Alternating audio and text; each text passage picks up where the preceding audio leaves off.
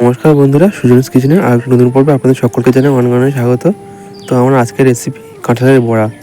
আমরা তো তালের বড়া অনেকে খেয়েছি, কিন্তু তোমরা কি কখনো কাঁঠালের বড়া খেয়েছো?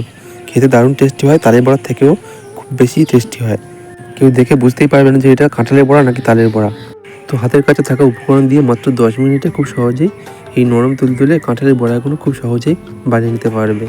আর দেখতেই পাচ্ছ, দেখতে কতটা সুন্দর হয়েছে আর কতটা লোভনীয় হয়েছে, একদম নরম তুলতুলে হয়েছে। ভেতরটা দেখতে পাচ্ছি কতটা সুন্দর জালিদার হয়েছে। তাহলে চলো দেখে নেওয়া যাক রেসিপিটি। তো কাঁঠালের বড়া বানানোর জন্য বাবা গাছ থেকে আর কাঁঠাল কেটে নিচ্ছে। তো আমাদের গাছে বেশ কয়েকটা কাঁঠাল হয়েছিল, এবছর প্রথম হয়েছে কাঁঠাল। দেখতে পাচ্ছ কাঁঠালের সাইজটা কতটা বড়। তো বাড়িতে দুদিন রাখার পর কাঁঠালটা পুরো পেকে গিয়েছে। আর দেখতে পাচ্ছ কাঁঠালের কোয়াগুলো কতটা বড় বড়, দেখো কতটা বড় বড় কোয়া, ভীষণই বড় বড়। আর এই কাঁঠালগুলো খেতে ভীষণই মিষ্টি। আমি খেয়ে দেখেছিলাম, ভীষণই মিষ্টি ছিল কাঁঠালের কোয়াগুলো। এখান থেকে কিছু কোয়া নিয়ে নিয়েছি, এর ভেতর থেকে দানাগুলো বের করে নেব। তো সবগুলো কোয়ার ভেতর থেকে আমি দানাগুলো বের করে নেব।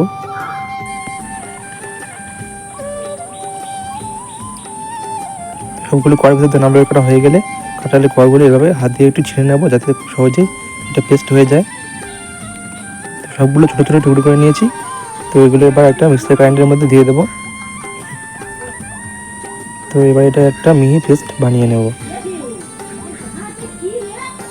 তো দেখো এরকমই মিহি করে পেস্টটা বানিয়ে নিতে হবে। এবার এটা একটা মিক্সিং বলে ঢেলে নেব। তো সবগুলোই কাঁঠাল আমি এভাবে পেস্ট বানিয়ে নিয়েছি। এবার আমি দিয়ে দেবো হাফ বাটি চিনি, আর দেবো সামান্য একটু লবণ। তো এবার ভালো করে চিনিটা কাঁঠালের পেস্টের সাথে মিশিয়ে নেব।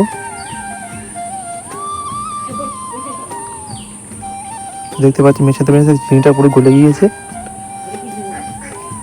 এবার দিয়ে দেবো এর মধ্যে হাফ বাটি পরিমাণে সুজি, আর দেবো 1.5 বাটি পরিমাণ ময়দা। ময়দা পরিবর্তে তোমরা এখানে আটাও ইউজ করতে পারো। আর দিয়ে দেবো হাফ চা চামচ বেকিং পাউডার।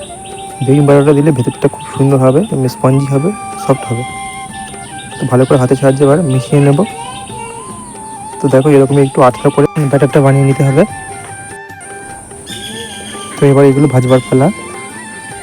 তো এবার কড়াইতে পরিমাণ মতো সাদা তেল গরম করতে বসিয়েছি। তেলটা গরম হয়ে গেলে এখান থেকে অল্প একটু ব্যাটার নিয়ে তেলের মধ্যে ছেড়ে দেবো, যেরকম বড়া বানাই আমরা সেরকমই। তো একটা একটা করে সব বড়াগুলো তেলের মধ্যে ছেড়ে দেবো। সবগুলো বড়া দেওয়া হয়ে গিয়েছে, এবার এগুলো উল্টে দেবো।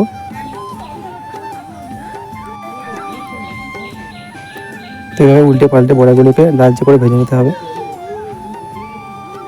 দেখো বড়াগুলো লালচে করে ভাজা হয়ে গেছে, এবার তেল ঝরিয়ে তুলে নেবো। আর দেখো দেখতে কতটা সুন্দর হয়েছে।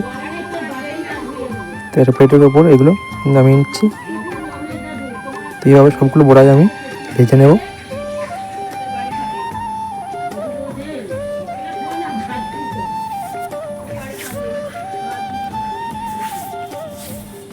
তো দেখো দ্বিতীয় বাজে বড়াগুলো ভাজা হয়ে গেছে, এগুলো তুলে নেব।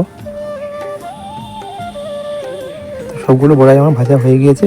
আর দেখো বড়াগুলো দেখতে কতটা সুন্দর হয়েছে, ভীষণই লোভনীয়।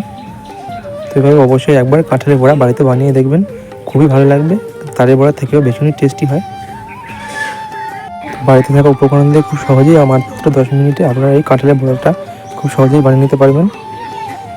আর দেখলেন তো বানানো কতটা সহজ। তো অবশ্যই একবার বাড়িতে বানিয়ে দেখবেন, আশা করছি ভালো লাগবে।